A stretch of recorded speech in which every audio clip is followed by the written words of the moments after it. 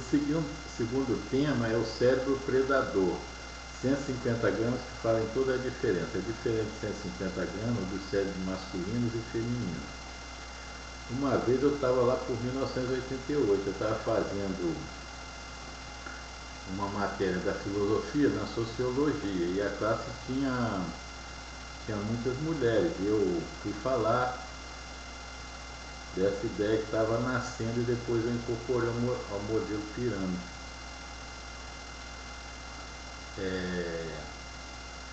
Cérebro predador, dei esse nome.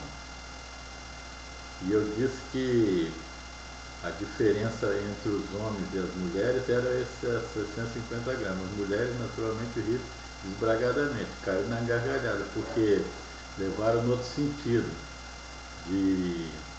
como se eu não fosse perceptivo, e seria 150 gramas do pênis.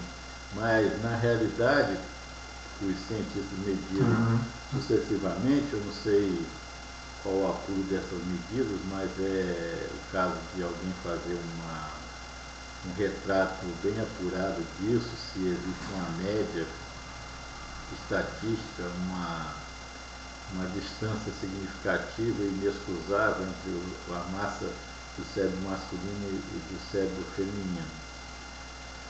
Em todos os casos, eu raciocinei que, agora já no modelo da caverna para a expansão dos sapiens, os homens saíam para caçar e as mulheres ficavam, e a natureza criou dois cérebros para o homem e mulher, a família. Na realidade é um ser só com dois cérebros, dois corpos, duas mentes. Então, os homens receberam esse aditivo, esses 150 gramas a mais. Esses gramas, né, são 150. 150 gramas.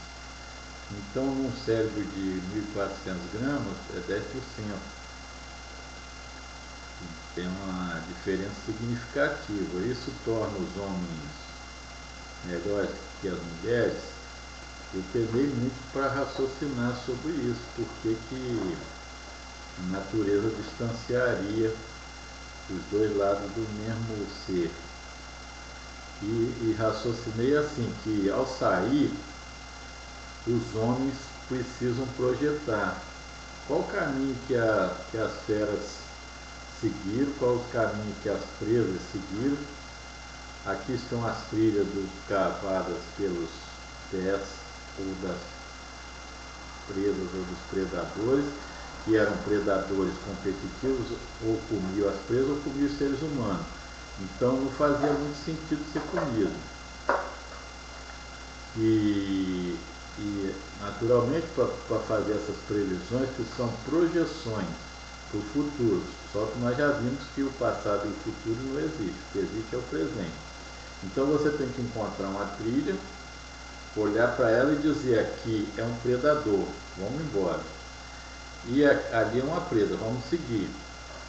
Então, quantos estão nessa presa? Quantas marcas de pés existem, de patas, né, existem nessa trilha de presas?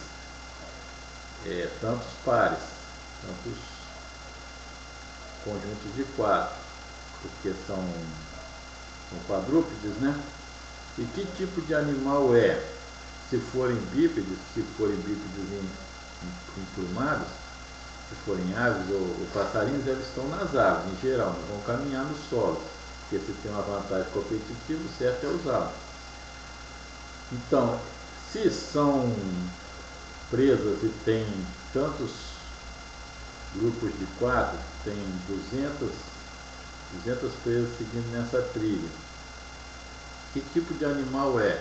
De grande porte, de pequeno porte e tal e coisa. Então eles vão daqui para onde? Para o bebedouro adiante, dali vão seguir para a área de passeio mais adiante. As pessoas têm que começar a olhar os sinais e fazer projeção.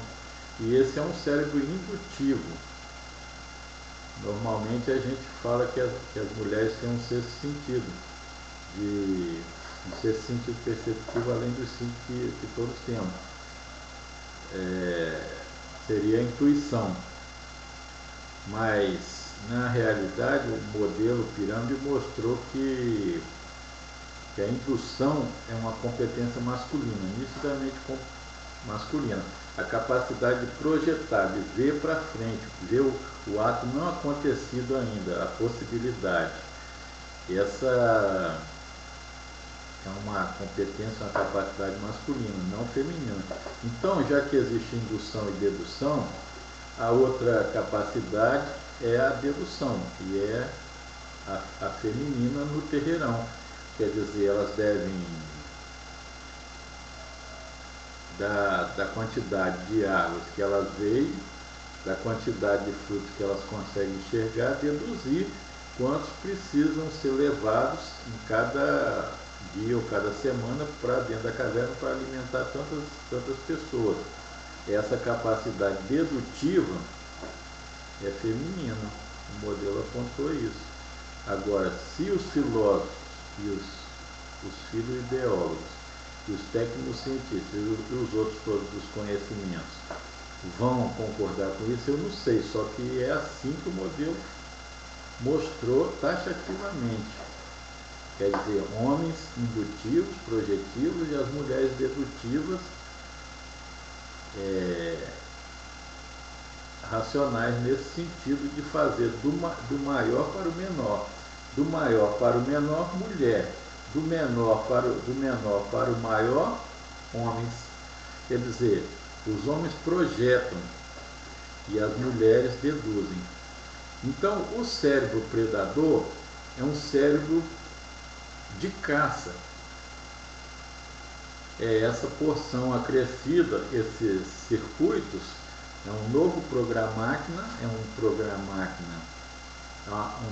uma nova máquina, 150 gramas adicionados, e, correspondentemente, um novo programa para aquela estrutura, uma nova forma, capaz de fazer essa ligação entre o existente e o não existente. Quer dizer, os homens olham para o futuro e as mulheres olham para o passado. Mas, como sempre, a natureza ela é contrário complementar. Ou seja, o cérebro, o hemisfério direito do cérebro controla o lado esquerdo. Este hemisfério direito controla o lado esquerdo, né? E o hemisfério esquerdo controla o lado direito. Então, a natureza é toda assim, ela é como se fosse um quadrado aristotélico, em que um vértice se dirige ao seu oposto e o outro vértice ao seu oposto. Quer dizer, magia e arte ligam com ciência e técnica, e teologia e religião ligam com filosofia e ideologia. E eles devem se harmonizar para produzir um conhecimento completamente válido. Então, o cérebro predador, ele é destinado a predar. E o cérebro contador, digamos assim, o cérebro dedutivo das mulheres, é destinado a guardar. Um somar e o outro diminuir, com juízo. Quer dizer, as mulheres deduzem dos 80% a 90% que elas têm que administrar quantos, quem merece o quê, e os homens vão buscar. Então, esse cérebro projetivo se vira para o futuro, mas ele aspira ao passado, ao conforto do passado. E o cérebro das mulheres, que olha para o passado, deseja o futuro. Então, os dois lados do corpo-mente familiar ou mulher têm que viver em harmonia o máximo que puderem, porque os homens que projetam o futuro querem o conforto do passado, querem sossego. E as mulheres que têm o passado no presente para administrar, elas sonham com o futuro, com criar família e fazer o número de filhos crescer ao máximo. Esse é o sonho da mãe. É o Sonic da mãe no modelo da caverna. Só que ele está obstaculizado agora e as mulheres se sentem em completa agonia com um número limitado de filhos. Por exemplo, na China, onde é, por lei, permitido ter só um. Então, onde, como lá elas não podem ter 2 ou 3 ou 100, elas tentam fazer um corpo virar 2 ou 3. Então estão nascendo os pequenos imperadores, aquelas criancinhas gorduchas, mesmo, desse tamanho assim. Porque ali tem 2 ou 3 corpos, não pode ter 2 ou 3 filhos, então tem 2 ou 3 corpos no mesmo filho. Então, o cérebro predador vai buscar através da indução. E o cérebro não predador, conservador, vai manter através da dedução, da distribuição e da administração das posses. Quem para o quê? Conforme já estudei nos papéis, e não sei se já falei aqui. Então nós temos esse novo elemento da psicologia, o cérebro predador indutivo e o cérebro mantenedor dedutivo, ou seja, o masculino predador e o feminino mantenedor. Então isso muda completamente a psicologia nos 4 níveis, as 4 pessoais e os 4 ambientais, das pessoas ambientes, conforme já foi colocado. Então a diferença de 150 gramas é construtiva, natural, né? Vem da natureza, a natureza que colocou isso. Ela tenta acertar, mas nós já vimos que ela é do lado do caos.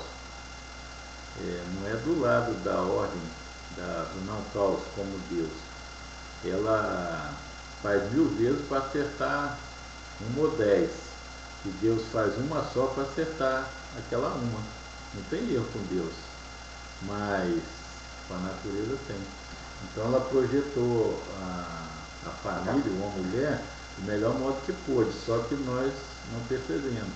Então a psicologia tem que refazer a visão e a pronúncia dela, o discurso.